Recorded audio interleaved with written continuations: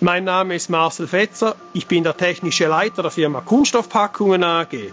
In meinem Bereich gehören alle technischen Prozesse innerhalb der Firma. Die Firma Kunststoffpackungen AG ist ein inhabergeführtes Unternehmen mit einer über 125-jährigen Tradition. An unserem Standort in Kreuzlingen beschäftigen wir 93 Mitarbeitende und haben uns auf kundenspezifische Verpackungslösungen fokussiert.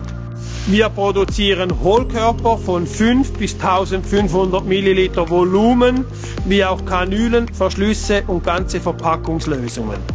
Unsere Kunden sind vornehmlich im Pharmabereich, Kosmetik, Lebensmittel und der chemisch-technischen Industrie.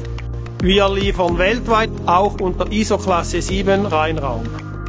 Unser Kunde stellte uns die Anforderung, dass wir die Teile kavitätengetrennt in die Boxen ablegen und nach jeder Lage mit einem Zwischenblatt sichern.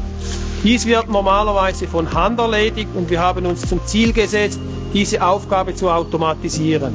Für uns war wichtig, dass wir sowohl kleine Werkzeuggrößen als auch große Werkzeuggrößen mit der Anlage abdecken können und haben uns auf die Suche nach geeigneten Lieferanten gemacht. Wir haben mit 2 Fanuc-Robotern eine Hochgeschwindigkeitsverpackungslösung realisiert, welche die Flaschen, die Teile von der Spritzblasmaschine übernimmt. Wir erreichen einen minimalen Teiletakt von bis zu 0,8 Sekunden pro Teil. Und die Teile werden kavitätengetrennt abgelegt, was ein sehr wichtiger Qualitätsvorteil für den Kunden ist. Zudem werden die Produktionsdaten auf einem RFID-Chip gespeichert, welche dann die Daten automatisiert an das Etikettiersystem übergibt, sodass auch dort die Fehlerquote minimiert wird.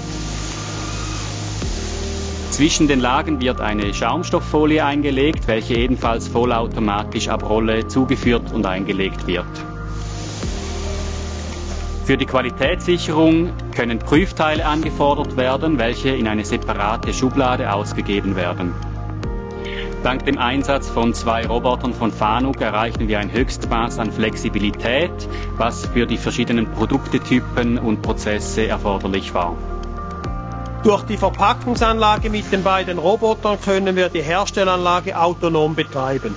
Das Projekt konnte erfolgreich mit der Firma Rottechnik und Fanuc umgesetzt werden, was uns dazu bewogen hat, 2 weitere Anlagen in einem anderen Bereich zu bestellen.